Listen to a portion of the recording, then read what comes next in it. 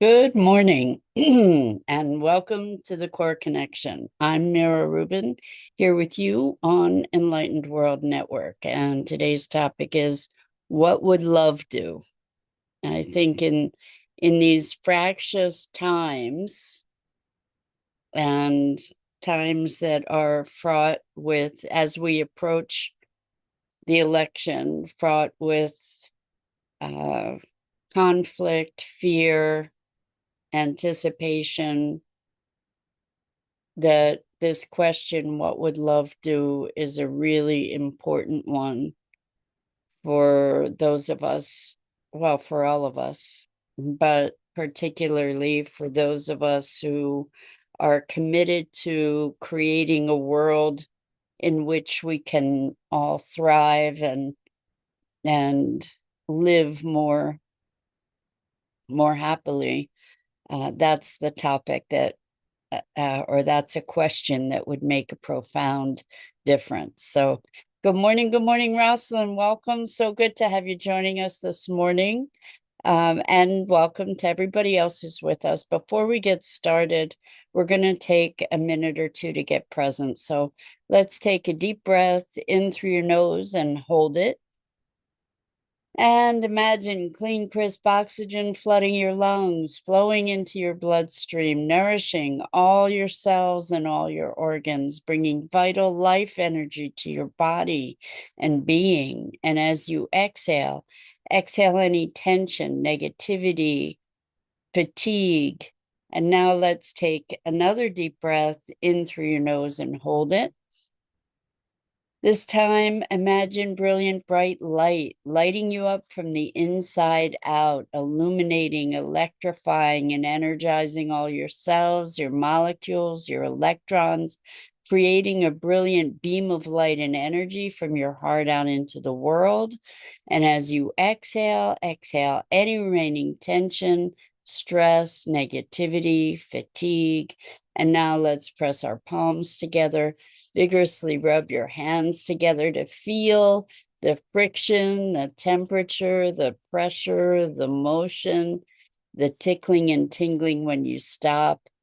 And allow all those sensations to bring you present right here, right now, into this remarkable physical form that enables us to experience life. Welcome, welcome, welcome. So, what would love do? It's such a beautiful and powerful question.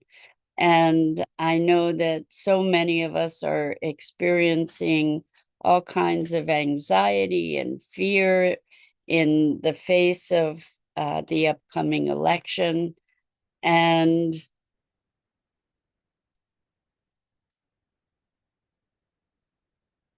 to to address this disruption that we may be feeling, this question of what would love do becomes ever more important and valuable, I think. So, in the face of the fear or in the face of conflict, to be asking what would love do is an important question. And I guess it then behooves us to be looking at what is the meaning of and what is the nature of love. And I do not necessarily believe that love is necessarily gentle all the time. And, I had this wonderful conversation with someone recently who said that they don't subscribe to the notion of tough love because it's often just an excuse to be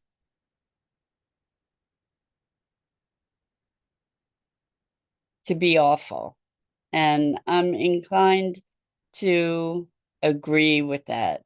Oh, Rosalind, thank you for the provocative question. What is the opposite of love? And I think I have an answer for that I invite you to entertain. Not like it's true, but this is what I've come to as the opposite of love is disconnection, separateness. Because I believe that it is our disconnection and our lack of connection that allows us to perpetrate what most of us would call evil. And so I think that when we are disconnected, it enables us to behave in ways that are unconscionable. We can see that with the way that we've behaved with the planet, the way that we've behaved with our perceived enemies, and even the way that we have behaved in regard to ourselves and our own growth and our own development, where we disconnect from behavior and compassion. And so I really appreciate that question, Rosalind, because it gets to the heart of what we're talking about when we talk about what would love do. And so if we talk about what is at the heart of love, I think we're talking about connection. And when we look at what would we do if we were actually connected, if we could recognize that connection, if we were present to that connection, how might our behavior be different? So with people that hold different beliefs and values, what would it look like if we spoke with them from a place of our connection and of our oneness? When we behave in ways that we don't necessarily approve of for ourselves, what would it look like to interact with ourselves in reference to that behavior from a place of love and connection and compassion? And it's very interesting that we use these disagreements as a justification for further separation. And this is where I believe that it takes courage to be loving. And being loving doesn't necessarily mean being a pushover, which gets to this conversation around tough love. Tough love being, as my client so aptly put it, an excuse for being, well, they didn't use this word, but not nice or not decent even. But I don't believe, I think love is fire also. So I was engaged in a conversation, again, family, right? We can find our ugliness probably most readily in the context of family because we give ourselves permission for that ugliness sometimes, where defenses are dropped and the teeth get bared. I don't know if that's the situation in every family, but I've seen it in many, and I've certainly seen it in mine. But where there was this debate emerging that started getting ugly and nasty, actually nasty and personal. And I just intervened very loudly screaming, say, no, no more of this. This isn't happening. We're not doing this. We're not going to ruin what has been a lovely time together by devolving into this kind of conflict. It's not. I may be deluding myself, but I tend to believe that that's what love would do in that situation, is to not allow that kind of altercation to proceed unchecked. And so I believe that love can be fire and not just gentleness, not just sweetness, but um,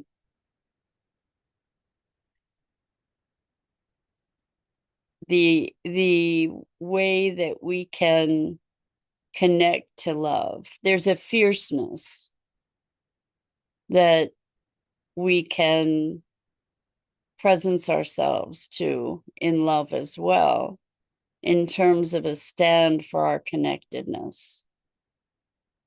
And of course, the gentleness and the sweetness of love is something powerful and profound and important as well. I think when we look at what is the opposite of love, being disconnection, we can use that as a powerful guide.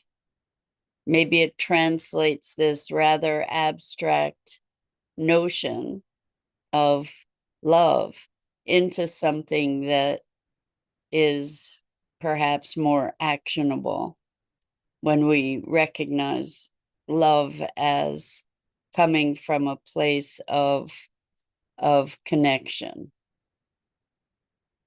So what would love do in these debates between one another, in these upsets that often have been used to drive us further apart? When we look at what would love do, what would connection do? What would unity do? That might give us a little bit more of a framework to operate from. And the thing is that maybe love isn't passive. You know, maybe the act of presencing ourselves to love is not a passive act. It takes one of commitment and choice. It takes one of deliberate intention to focus our energies on this deeper unity. So I was listening this morning to a guy who is an expert on cults. He had been, I don't know how many of you remember the Moonies from years ago. He had been a Moonie and was very devoted to the movement. And he said he had agreed to his deprogramming just to prove that he wasn't programmed at all. And it was through this process of deprogramming that he recognized that he had been brainwashed. And I look at the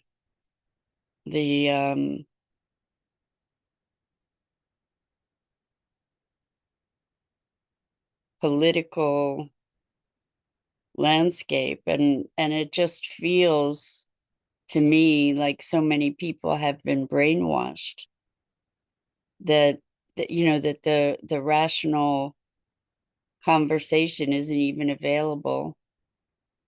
Of course, this is just my vantage point. Again, I'm not saying it's true. You may disagree, you may have different observations, and that's absolutely fine. But what he said is that when speaking with someone, and I think this works for all of us in terms of civil conversation, is to be compassionate and curious, to come from a place of connection, to be legitimately coming from a place of connection when asking questions from a real place of curiosity rather than a place of attempted manipulation. Like, what is your experience? And at the very least, what we might gain from this is a richer understanding of each other,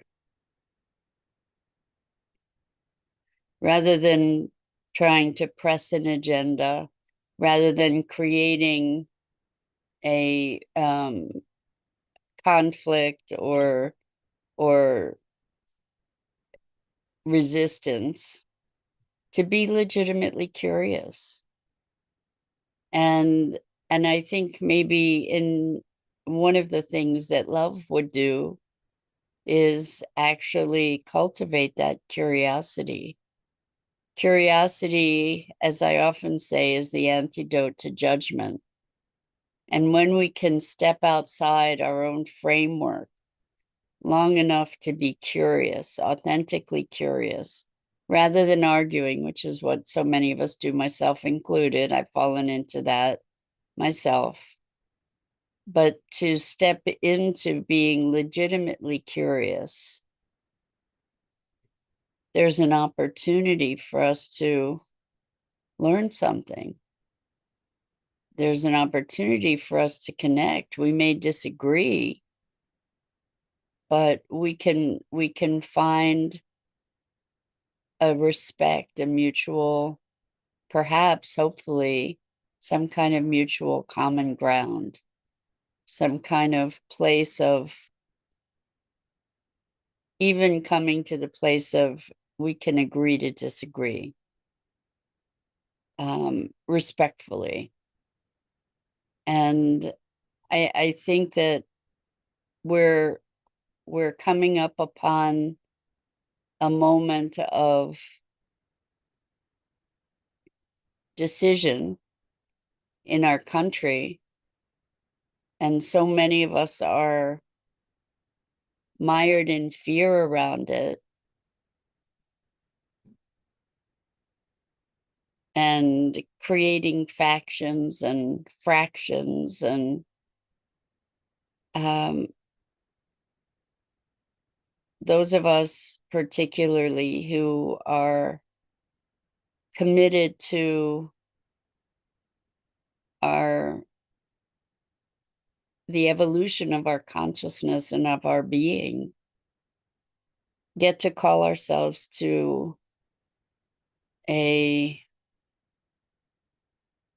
higher standard than we may have already held of finding connection.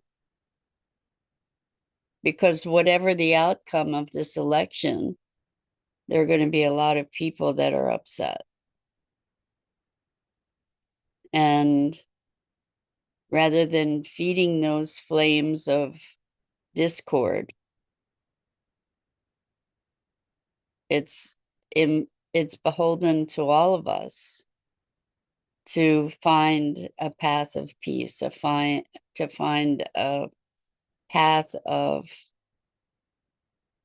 reconciliation, because we are all connected. And there have been so many divisive messages, creating factions, creating us and them kind of scenarios. It's easy to buy into that. And it takes a deep discipline to recognize that we are all reflections of each other. even though it looks like we may be on opposite sides of an issue, even though it looks like um, or many people are creating this idea of enemy. What if we are all reflections of ourselves? What if that polarity resides in each of us? What if this is an opportunity to find reconciliation within ourselves, find connection between these parts of ourselves that contradict, find a way to embrace those parts of ourselves that maybe we've exiled, to actually bring connection back within ourselves and between us. I don't know if it ever was there actually, but to bring it into being. What would it look like? What would it look like for us to not further these rifts that exist, but to find a way to build bridges, regardless of the outcome of the election specifically? What would it look like? What would it look like to find a place of peace in ourselves and with each other?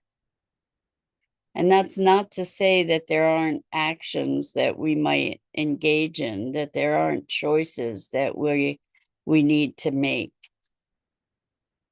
based on the outcome that occurs.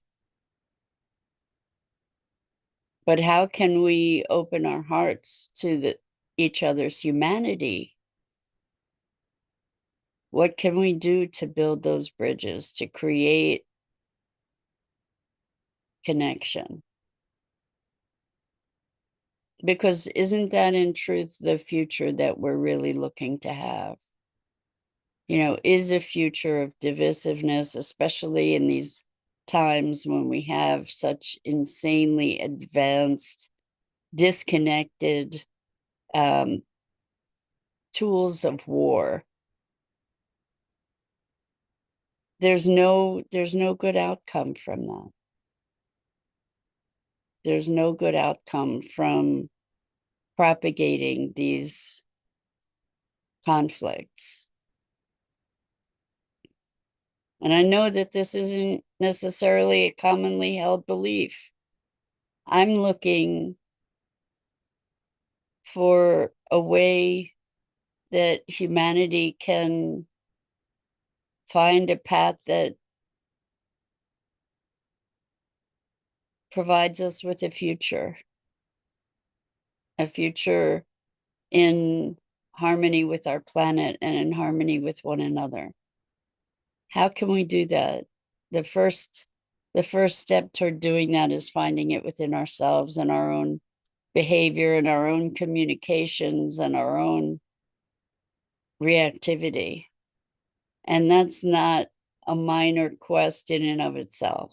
I don't know about you. I have some very deeply held perspectives, and the inclination that I've been schooled to and that I have fallen into is to fight for those beliefs and those perspectives.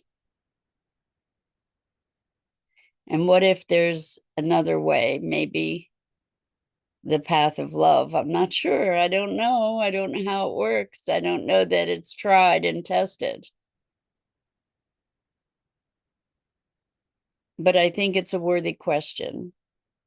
What would love do? It's not like I have answers, but I think it's a worthy question, and one that calls us for our attention and our commitment and our courage.